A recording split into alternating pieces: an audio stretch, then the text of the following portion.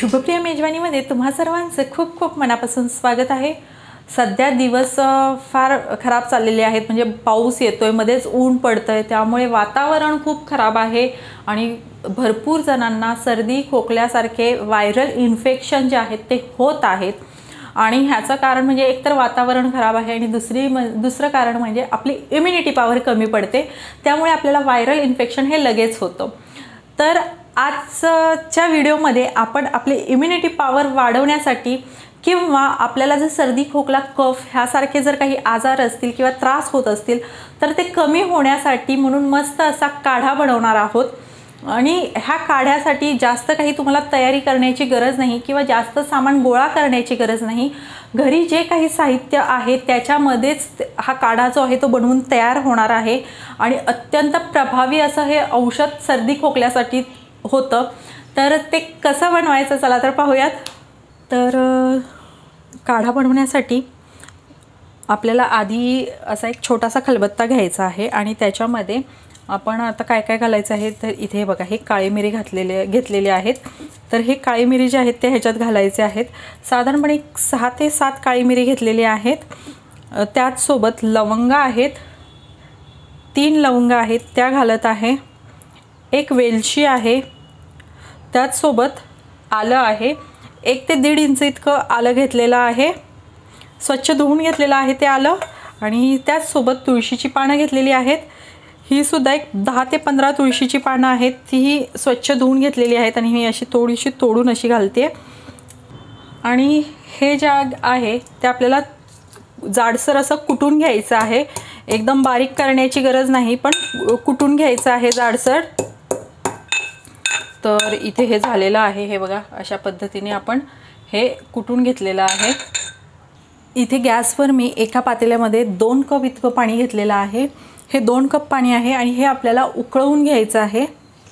तर इथे पाणी जे आहे ते उकळलेलं आहे। आता ह्याच्यामध्ये आपण जे काही मसाले आलं आणि तुळशीचा पाला हे ठेचून घेतलं होतं ते सर्व आपण ह्याच्यामध्ये घालणार आहोत।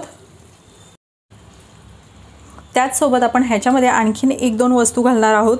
तर इथे मी एक पाव चमचा इतका ओवा घालत आहे, त्याचसोबत दालचिनीची पावडर घालत आहे। आता इथे माझ्याकडे दालचिनीची पावडर आहे त्यामुळे मी ही दालचिनीची पावडर घालत आहे, पण इथे तुमच्याकडे जर ही दालचिनीची पावडर नसेल तर ज्यावेळी आपण सर्व साहित्य कुटून घेतलं तर त्यावेळी दालचिनीचा एक छोटा तुकडा तुम्ही ह्याच्यामध्ये कुटून घेऊ शकता। आणि त्याचसोबत आपण ह्याच्यामध्ये गूळ घालणार आहोत, कारण आपण ह्याच्यामध्ये आलं घातलेलं आहे, गरम मसाले आहेत, त्यामुळे ह्याची चव वेगळीच येणार आहे। तर त्याच्यासाठी ह्याच्यात गूळ घालत आहे। आता जर तुम्हाला गूळही वापरायचा नसेल तर त्याच्याऐवजी काय वापरायचं हे मी तुम्हाला पुढे सांगेनच, पण इथे काढ्यामध्ये गूळच वापरायचा आहे, साखर वापरायची नाही। आता सर्व साहित्य घातल्यावर आपल्याला हे आटवून घ्यायचं आहे, उकळवून घ्यायचं आहे।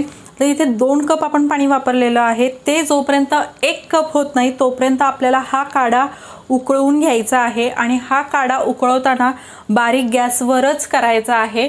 कोणताही काढा ज्यावेळी तुम्ही करता तर तो बारीक गॅसवरच करायचा आहे, म्हणजे त्याचं आपण जे काही साहित्य घालतो त्याचा पूर्ण अर्क त्या काढ्यामध्ये उतरतो।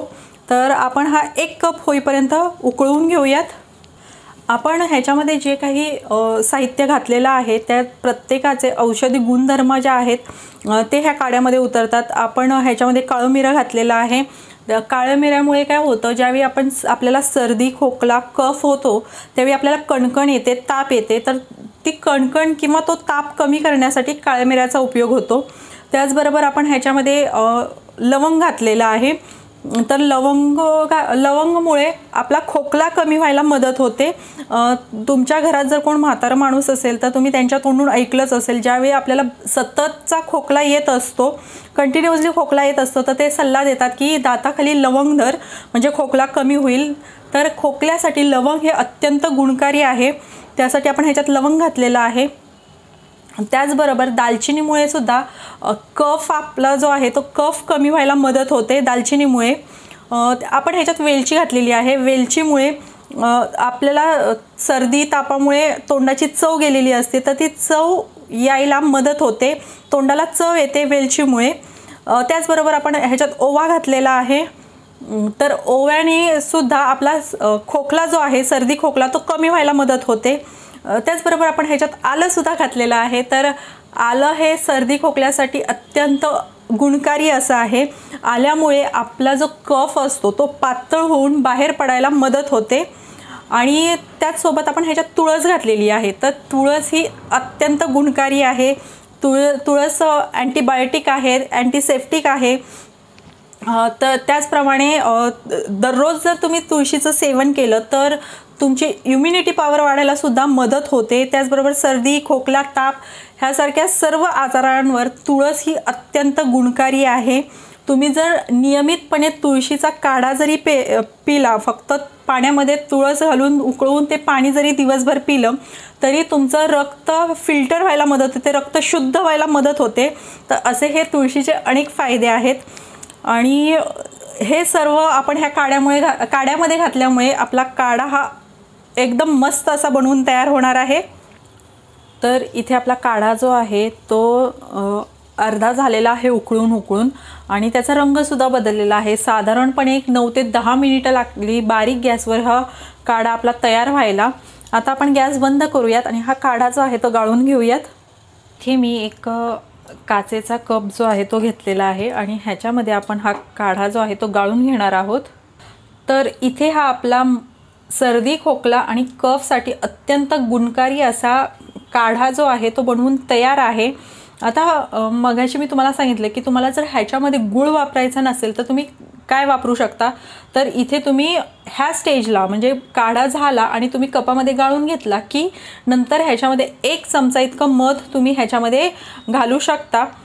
मध घालणार असाल तर कपामध्ये गाळल्यावरच घालायचं आहे, उकळवताना घालायचं नाही, कारण मध जे असतं ते आपल्याला गरम करून घ्यायचं नसतं। त्यामुळे कपामध्ये गाळलं की मग 1 चमचा मध तुम्ही ह्याच्यामध्ये घालू शकता।